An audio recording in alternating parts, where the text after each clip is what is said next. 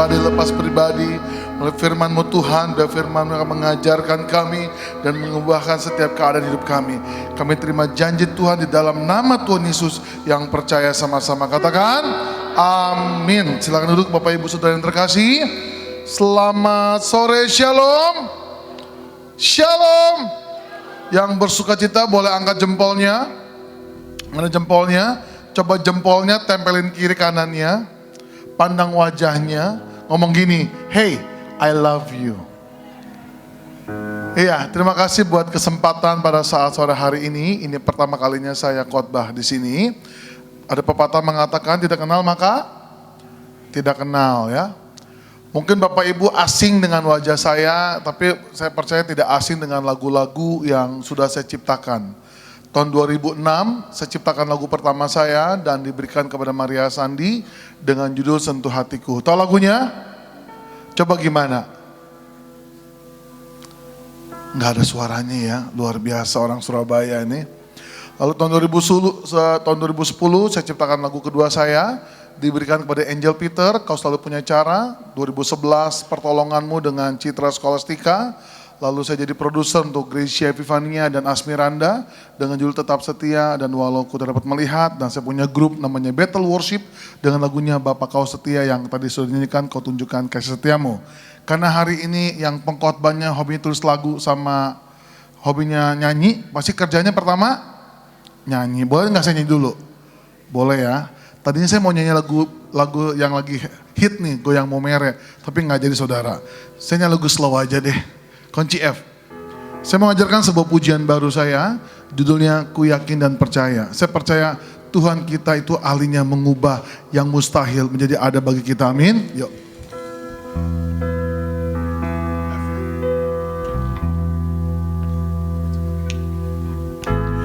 Ku yakin dan percaya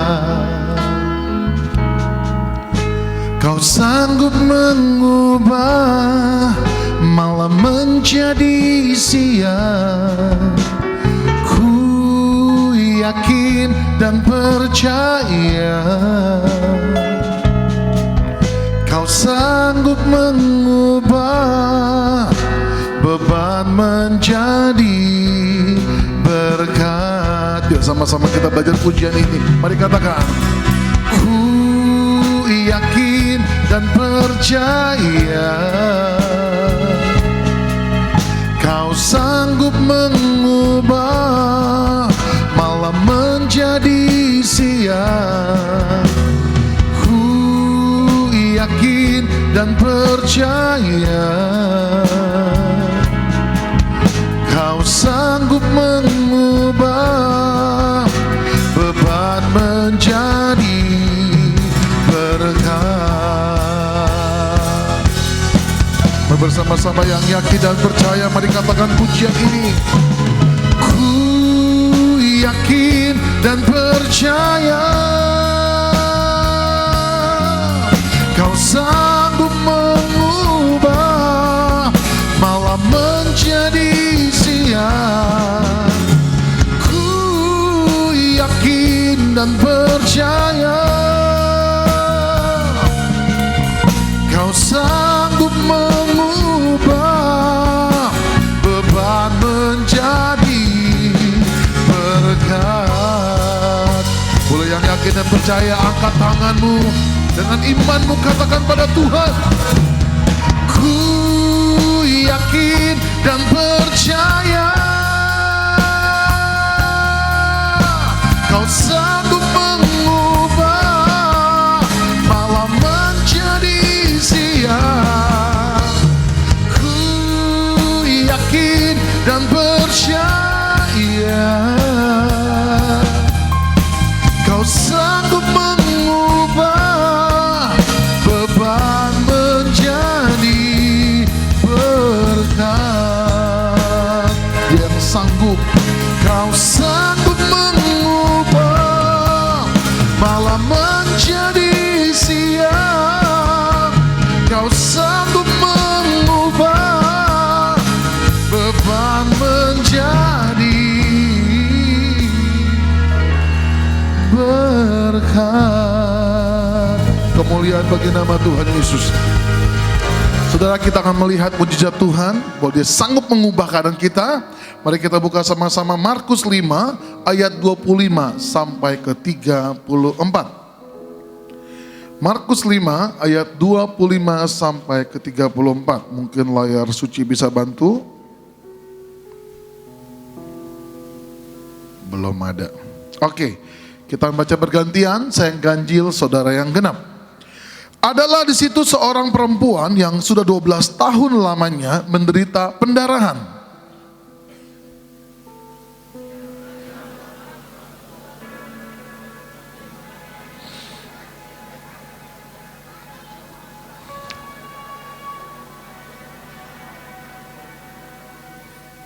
Gak jelas nih suaranya. Dia sudah mendengar berita-berita tentang Yesus, maka di tengah-tengah orang banyak itu yang mendekati Yesus dari belakang dan menjamah jubahnya.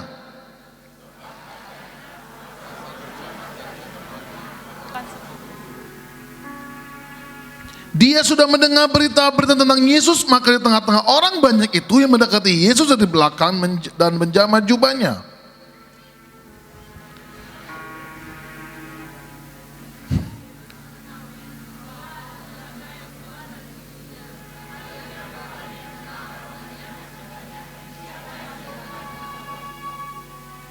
Ini ayat keberapa sih saudara?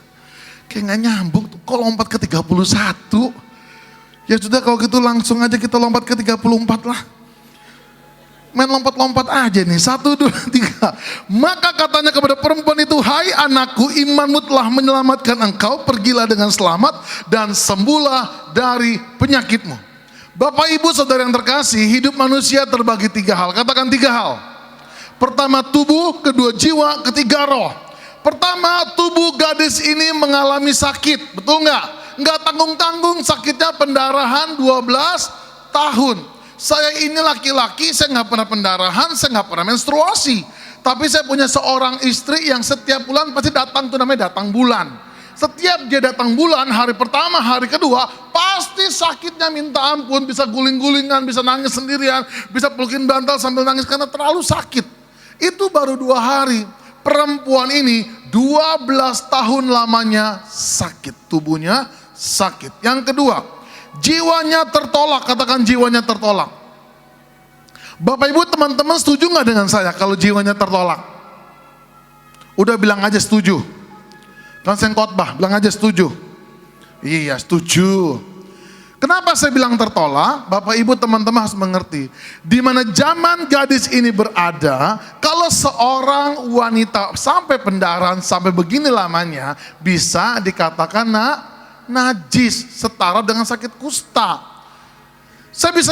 Kalau saya bisa main sinetron, judulnya bukan Cinta Suci, tapi Cinta Perempuan Pendarahan, saudara. Mungkin dia datang sama mama papanya, mah, pah, saya kok pendarahan udah seminggu kok enggak selesai ya. Lalu mamanya nanya, udah minum Kiranti belum? Sudah. Berapa botol? 2. Kurang, sekrat kata juga. Sekrat udah habis, udah sembuh belum? Belum. Udah minum Feminak belum? Sudah. Berapa banyak? 1 kaplet. Kurang, banyakin kapletnya. Enggak sembuh juga. Udah minum soda susu, soda api, sudah? Belum kata juga. Habisin. Enggak sembuh-sembuh. Mulailah orang tuanya khawatir. Apalagi pada zaman gadis ini berada, seorang wanita itu kasta nomor 2 saudara. Untuk menghindari cemoohan dari sekelilingnya, untuk menghindari satu keluarga dikatakan najis, gadis ini dikeluarkan dari rumah, diusir, dia tertolak oleh keluarga sendiri. Dia mulai mencari perhatian ke sanak saudaranya, ke masyarakat sekelilingnya, ke teman-teman sosialitanya, dan tidak ada satupun yang mau menerimanya. Jiwanya tertolak. Yang ketiga, imannya. Saudara, rohnya itu berbicara tentang iman. Saudara, firman Tuhan berkata, segala sesuatu udah dihabiskan. Uang udah habis, udah ke tabib, ke dokter, segala macam. Uang sudah habis, tidak kunjung sembuh. Kalau 3 hal ini dialami oleh saya pribadi saudara, saya rasa untuk bertanya soal harapan itu susah. Ujung-ujungnya bisa putus asa. Kenapa banyak orang hari-hari ini banyak yang bunuh diri? Karena mereka kehilangan namanya harapan. Sekecil apapun namanya harapan, mampu membuat orang bertahan hidup. Amin. Di tengah-tengah tampaknya tidak ada jalan keluar. Di tengah-tengah seakan-akan semuanya tampak gelap. Dia bertanya mungkin Tuhan ada di mana? Tidak ada pertolongan. Tiba-tiba Tuhan Yesus lewat di kotanya. Dan kondisinya Tuhan Yesus lagi buru-buru. Dia mau ke rumah. Baca Alkitab pasti sudah habis semuanya ya. Ke rumah. Wah luar biasa. Ya itu. Yairus. Yairus itu kepala rumah ibadat itu orang kaya saudara, orang penting. Dia buru-buru karena anak Yairus mau mati. Orang lagi buru-buru, tiba-tiba Yesus berhenti. Tema khotbah saya hari ini adalah Yesus berhenti. Apa temanya? Saudara, saya mau sedikit sharing tentang bagaimana Yesus sering berhenti untuk menolong saya di dalam pelayanan saya. Supaya sore ini saudara nggak tegang, saya mau sharing cerita buat saya lucu ya. Kalau buat saudara nggak usah lucu, tolong bantu saya tertawa biar saya senang ya. Saudara, ini kejadiannya 2010 kalau nggak salah, atau 2011, saya lupa, kayak 2010 deh.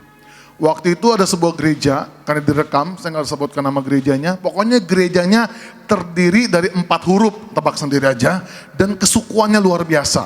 Dan tidak semua suku seperti ini, kelakuannya seperti ini. Enggak, cuman saya kedapatannya nggak pas aja. Mereka hubungi manajer saya, Pak Pujo, lalu Pak Pujo bilang sama saya, Pak Jason nanti pelayanan hari Kamis, acara ulang tahun gereja, ibadah jam 5 sore, nyanyi 3 lagu ya Pak, iya udah beres. Nah hari Rabunya sebelum hari Kamis, tiba-tiba badan saya demam tinggi dan radang tenggorokan. Waktu saya tahu saya mau pelayanan di gereja ini kan gereja sangat terkenal kalau suku ini jago-jago nyanyi saudara. Saya udah prepare semuanya, tapi apa daya tubuh saya sakit, suara saya mulai habis.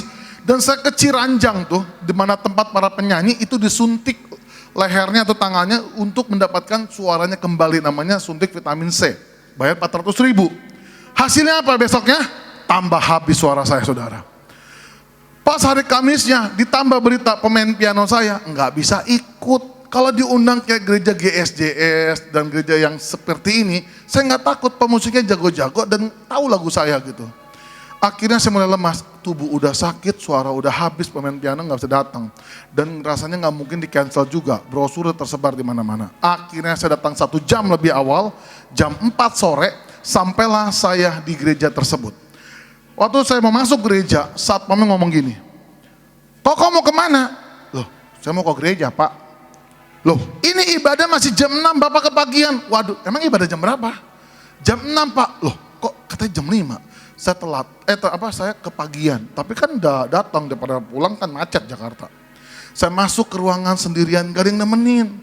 Kalau diundang ke sini mah enak saudara, baru sampai di belakang aja, kok mau menu apa? Enak. Jarang-jarang lu ada gereja, biasanya kan dikasih aqua mulu saudara ya. Ini ada es leci, es jeruk, banyak pilihannya di sini enak. Bisa take away lagi, waduh luar biasa nih. Gereja tambah diberkati lah di sini ya. Amin. Saya duduk sendirian tuh di sini nih, saya ingat sendirian, gak ada yang ngasih minum. Tiba-tiba di sini cerita menariknya. Datanglah seorang laki-laki tinggi, gede, gendut, kumisan, rambut keriting kayak brokoli saudara. Entah suku mana saya nggak ngerti, tapi suaranya cukup keras. Dia ngomong gini sama saya, hai anak muda, mau ngapain duduk di situ? Itu buat bintang tamu. Ya, saya siapa gitu ya? Karena saya nggak enak hati, saya juga bingung nih. Oh maaf Pak. Saya pindah ke belakang sebaris, sebelum Bapak ini pergi, saya tanya lagi, Pak maaf, pemain pianonya datang jam berapa? Mau ngapain tanya-tanya pemain piano saya? Nanti saya mau nyanyi Pak, kesaksian pujian. Siapa yang suruh kamu nyanyi? Nah lu, saya juga gak tahu. Saya bingung saudara jadi nyanyi, ini gimana nih gereja? Saya ngomong dong, karena saya ingat nama ibu gembalanya kan. Yang ngundang saya, Ibu Desi Sibarani Pak. Dia ngomong apa? Mau ngapain istri saya ngundang-ngundang kamu nyanyi? Nah lu, saya pengen jawab, lu tanya bini lu aja, gak bisa ngomong. Sudah tahu, aduh puji Tuhan ya, gak lama istrinya datang. Mungkin karena marga Sibarani, siang-siang tiba-tiba jadi berani, jadi lebih baik, suaranya lebih tenang. Istrinya datang lebih ramah. Pak Jason, terima kasih buat kedatangan Bapak di gereja kami acara ulang tahun bla bla bla bla bla bla. Lalu dia ngomong sama suaminya dengan harapan saya, waduh pasti dipromosiin, bener juga. Ini loh Pak Jason Pak, lagunya yang sentuh hatiku, Tuhan punya cara sering nyanyikan gereja kita loh Pak. Saya pikir ngefek. Ditarik tangan istrinya, dibisikin, maaf ya.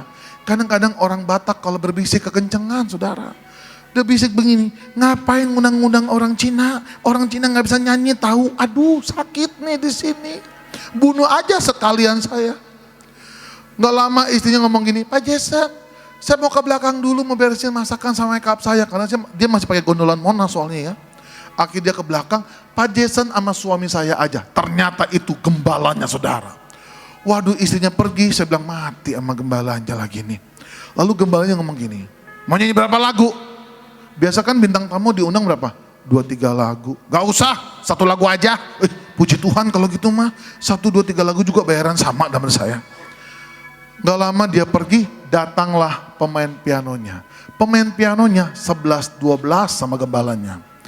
Kalau pemain piano di sini kan beda, saudara. Lihat aja mukanya. Rambutnya panjang lucu. Kayak Dora gitu ya, kurus. Kamu kurang gizi atau cacingan? Bercanda bos, ini keren, ini muka-muka Ariel nih ya. Ini dipelajarin lagu saya tenang. Ini pas datang pemain pianonya saya ngomong gini, Bang, nama saya Jason, nanti saya mau kesaksian pujian, saya mau nyanyi. Lagu apa? Lagu Sentuh Hatiku. Lagu siapa? Nggak tahu lagunya bang, nggak tahu. Ini gereja apa? Nggak tahu lagu ini. Saya ini kan bisa main piano, maksud saya mau ngajarin. Saya pegang pianonya. Dia ngomong apa? Kalau kamu bisa main piano, udahlah kamu nyanyi sambil main piano saja, kata juga. Saya bilang saya nggak biasa nyanyi sambil main piano. Kalau gitu aja pegang-pegang piano saya. Buset, galak amat di gembala sama anak pemusik. Gue cekek lu teman saya. Saya diem, saudara. Bob, partitur lagunya nggak? Bawa.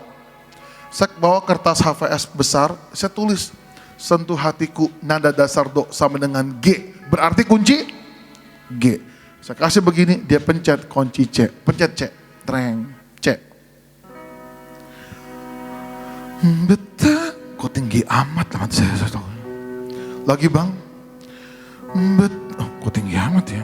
Bang, ini kunci apa? Kunci C. Loh, ini G. Saya nggak bisa G, C aja. Kata juga.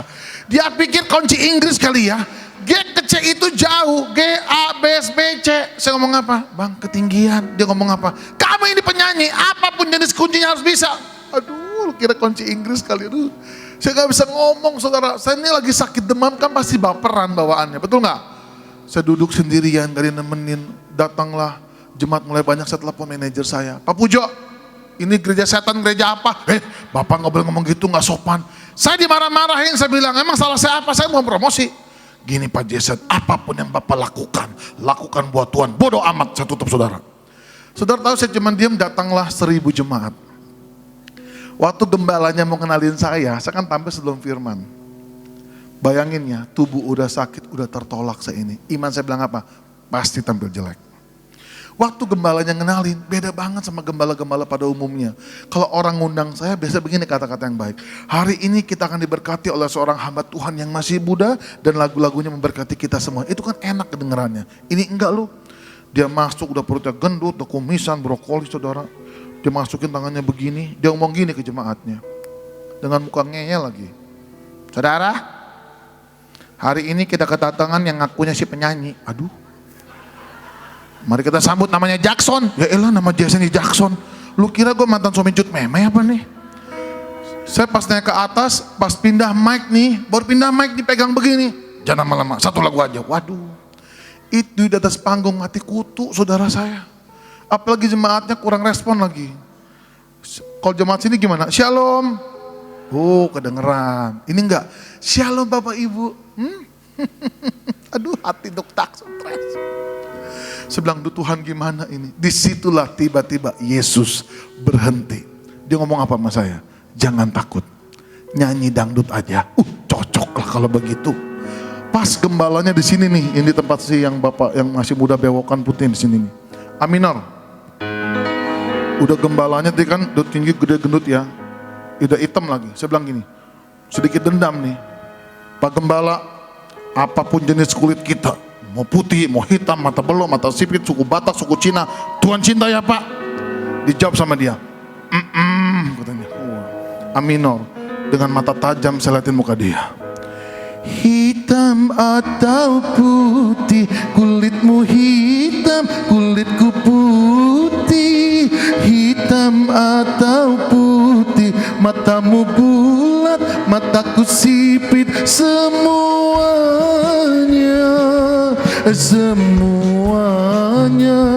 disayang. Dijawab sama dia, Tuhan. Lolos saudara saya hari itu. Bagaimana nasib lagu Sentuh Hatiku? Kunci C. Saya ini kalau nyanyi, paling tangan saya cuma angkat tangan, tutup mata, itu doang saudara.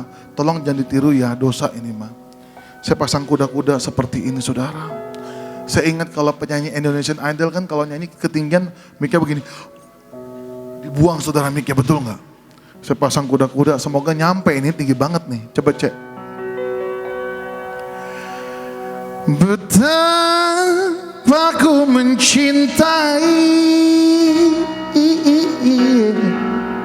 segala yang telah terjadi, tak pernah sendiri jalani hidup. Itu jemaat apa? Stres saudara. Itu pas bagian refnya kan tinggi banget saudara. Saya ambil tuh gaya ibu-ibu keroncongan loh. Bapa sentuh hati. Saudara tahu? Waktu Yesus berhenti, Yesus sendiri yang melawat umatnya. Mereka bangkit berdiri bersama-sama, mereka mengangkat tangan, mereka menyembah Tuhan. Waktu saya pulang saudara, ibu orang Batak 3 orang ngomong gini, Pak Jason, kenapa suaramu tinggi begitu? Saya jawab saja, ketinggian. Saudara, tiba-tiba Yesus berhenti. Waktu Yesus berhenti, Yesus ngomong apa? Siapa yang menjamah jubahku? Lalu muridnya ngomong gini, Tuhan teh ngaco. Ini teh banyak orang, atau juga gak sengaja kali ketowel. Cepetan anaknya harus mati. Gak dijawab. Siapa yang menjamah jubahku? Udah, tadi saya gak sengaja, cepetan. Yang ketiga, siapa yang menjamah jubahku? Menurut Bapak Ibu Saudara yang terkasih, Tuhan tahu nggak? Tahu. Tuhan itu sedang menunggu respon dari gadis ini. Bukan Tuhan tidak menolong. Tuhan itu butuh respon dan iman saudara untuk mengerjakan yang mustahil saudara. Lalu dari belakang gadis ini datang dan berkata, Tuhan itu saya.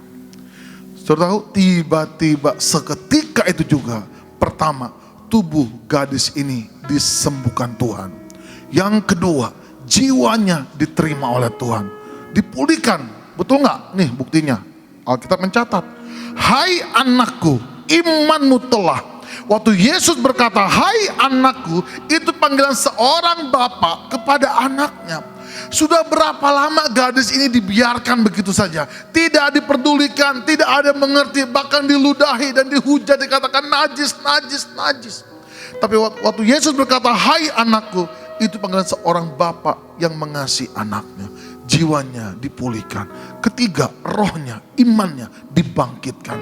12 tahun rasanya seperti musim kemarau yang panjang.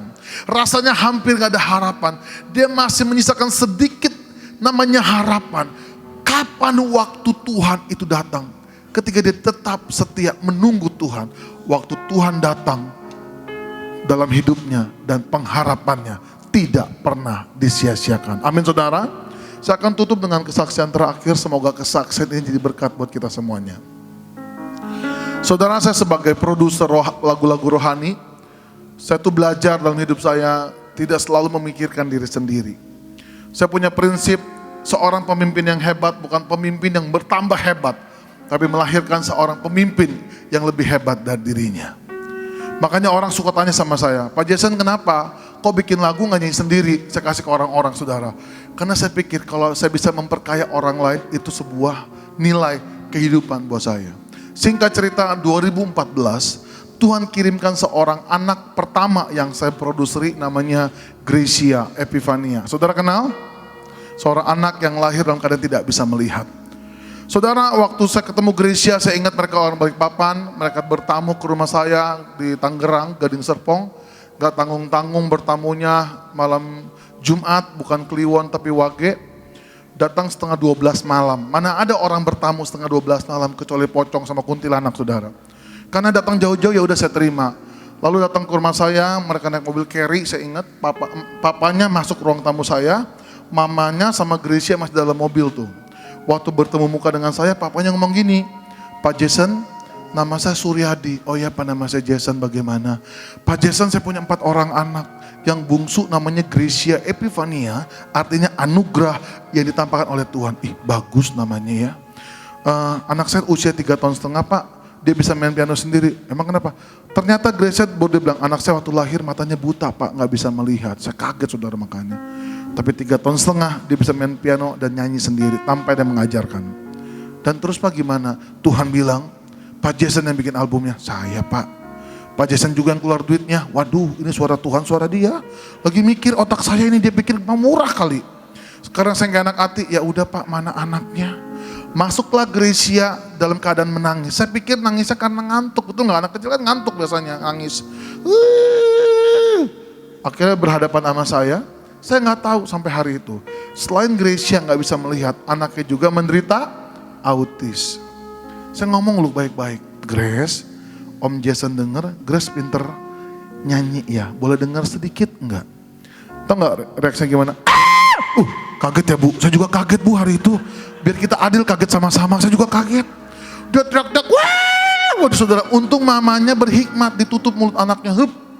Lalu mamanya berbisik, Pak Jason, saya bilang lagi, iya, di ruang tamu Bapak kan ada piano, tolong Pak Jason main piano, bujukin anak saya ya. Saya bilang, iya. Saya buka piano saya pikir-pikir gak ada kerjaan lu main piano tengah malam. Saya main piano, bener. Tiba-tiba nih anak berhenti menangis dan reaksinya seperti ini. Mama, itu bunyinya apa tuh Mama? Bunyinya apa tuh Mama? Dalam hati saya, ini anak kan pakai Upin Ipin ya.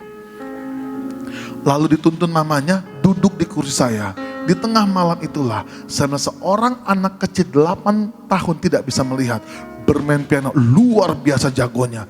Tapi waktu Gracia menyanyi, air mata jatuh, air hidung jatuh, air liur jatuh. Kumpul semua saudara di sini. Dia pulang jam 2 pagi saya gak bisa tidur. Kenapa saya gak bisa tidur? Saya galau. Tuhan bilang gini sama saya, kepada anak inilah aku titipkan kepada kamu. Istri saya bangun. Aduh udah jam 2 pagi cepetan tidur katanya. Saya gak bisa tidur, saya galau. Kenapa galau katanya? Tuhan bilang kita harus nabur di album Gracia alias membiayai. Enak bener nih istri saya, ibu-ibu nih kalau ngantuk kan imannya kuat ya, betul ya? Ya udah kalau Tuhan suruh kerjain aja katanya. Uangnya dari mana? Ya minta sama Tuhan gitu juga. Kalau uang gak cukup lu jual emas ya. Dia bilang apa? Itu bukan suara Tuhan. Amin bapak-bapak. Langsung amin bapak. Enggak, akhirnya istri saya cuci muka dan betul. Dia ngomong apa? Makanya sayangin istrinya. Istri itu penolong, betul gak ibu? Tuhan pakai istri saya jadi kepanjangan suara Tuhan. Dia ngomong apa? Kalau Tuhan suruh kerjain aja. Istri dukung, Doraemon maju saudara. Waktu saya kerjakan album Gracia, saudara pikir gampang? Susah. Pertama Gracia karena autis, gak mau dipilihin lagu-lagunya, mau pilih sendiri semuanya. Udah gak jelas mana penyanyi, mana produser. Kedua, dia pernah minta lagu baru kepada mamanya lewat saya. Mama bilangin dong sama Om Jason Grace mau lagu baru. Dia pikir bikin lagu gampang kali. Siang malam saya udah jadi lagunya, capek-capek berminggu-minggu. Saya kirim via WhatsApp. Anaknya bilang apa? Aduh lagunya jelek banget, kurang ajar gak saudara? So tahu nih anak kecil.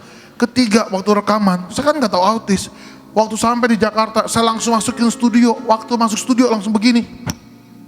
Saya bujukin, Grace, ayo latihan dulu sebelum rekaman. Dia ngomong apa? Nggak mau. Digendong bapaknya, ditonjok bapaknya, digendong mamanya, dicakar hingga berdarah. Teman saya kecil-kecil udah kayak macan ternak nih anak. Udah Pak, dudukin aja deh anaknya di sini. Saya tungguin sampai jam 4. 3 jam di studio, malam kudus sunyi senyap saudara.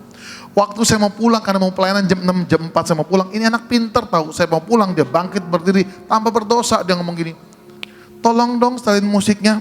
Udah kayak bos aja nih anak. Saya bilang sama operatornya, cepet setel musiknya mumpung anaknya lagi mood. Nah saya bilang, di setel lagu pertamanya, den den den den den den den den, seperti wanita. Stop. Aduh kenapa lagi? Mari kita rekaman. Dalam hati saya, udah dari tadi kali kelas saya bilang. Lalu saya masukin dia ke dalam ruangan studio. Bapak Ibu tahu teman-teman, Gracia memang punya kelemahan. Tapi Tuhan juga kasih kelebihan luar biasa. 3 menit 4 detik, 1 lagu langsung selesai. 1 jam 4 lagu selesai. Tolong putarkan videonya, ini suara aslinya tanpa editing, percaya. Nggak ada timekeeper ya di sini ya. Ini anaknya kalau belum kenal ya.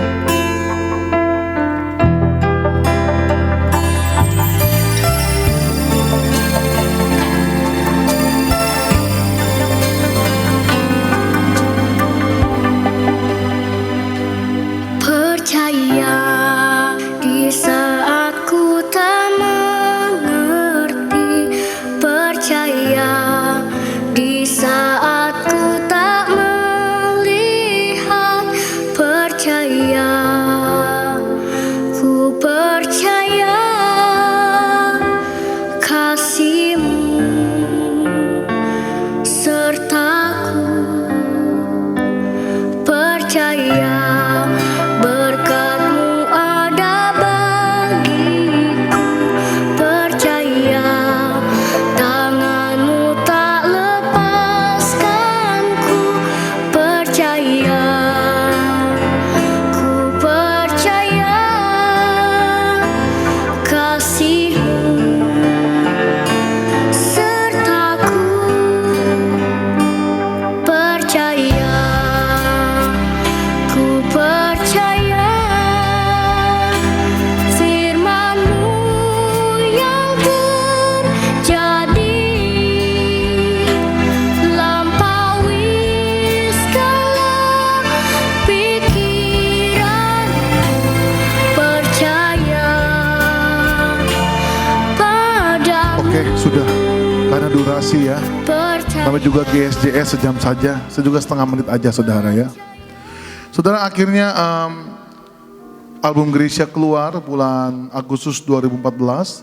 Dan seluruh perusahaan rekaman menolak dia. Karena dengan alasan tidak pernah ada anak cacat dipertontonkan toko kaset. Saya paksa Impact Musik untuk mengedarkan albumnya dan akhirnya jadi diedarkan. Saya tidak pernah menyangka saudara. Ketika saya berpikir-pikir hari ini ya, kalau hari itu saya nggak berhenti untuk memproduksi anak ini, saya nggak tahu jadinya gimana. Saudara tahu, Gracia itu mendapatkan berkat luar biasa. Yang pertama, video Gracia tetap setia dan walau ku tak dapat melihat, sampai hari ini sudah ditonton 28 juta penonton saudara. Yang kedua, album Gracia di tengah-tengah pembajakan luar biasa. Dalam 1 bulan langsung menembus 10.000 kopi. Sampai hari ini sudah 154.000 kopi dan bajakannya 5 juta kopi. Yang ketawa itu yang beli saya tahu. Yang ketiga, Gracia sekarang dapat mujizat. Sekarang anaknya sudah tidak autis lagi. Dan yang lebih hebatnya lagi saudara tahu, Gracia waktu bayi usia 3,5 bulan itu dioperasi mata kanannya dengan harapan bisa diperbaiki. Ternyata gagal, tambah keluar. Dokter berkata tidak ada harapan untuk bisa melihat kecuali mujizat. Bapaknya pegang kata-kata mujizat. Saudara tahu 8 tahun menunggu waktu yang sangat panjang. Tapi bapaknya tidak pernah berhenti berdoa. Dan sekarang Gracia dapat mujizat, mata kirinya sekarang mulai bisa melihat saudara. Saudara dalam hidup ini jangan pernah takut, amin. Ketika engkau sakit, punya masalah, percayalah Tuhan tidak pernah membiarkan engkau. Yesus akan berhenti ketika hatimu percaya dan berkata, Tuhan ini aku, asal ku jamah jubahmu saja, aku pasti disembuhkan, aku pasti dipulihkan. Saudara ingat, percaya sama Tuhan. Hari-hari ke depan tidak akan semakin baik, tapi penyertaan Tuhan bagi orang yang percaya sempurna adanya.